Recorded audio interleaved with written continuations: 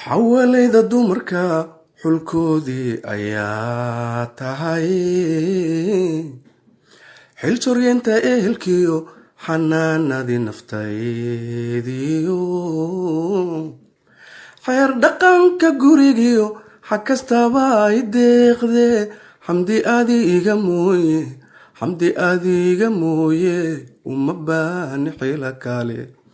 uma baani xila kale xarun lagu negaadiyo xero nabad gelyaa tahay waalidkaad xushmaysaa deriskaad xaq dhowrtaa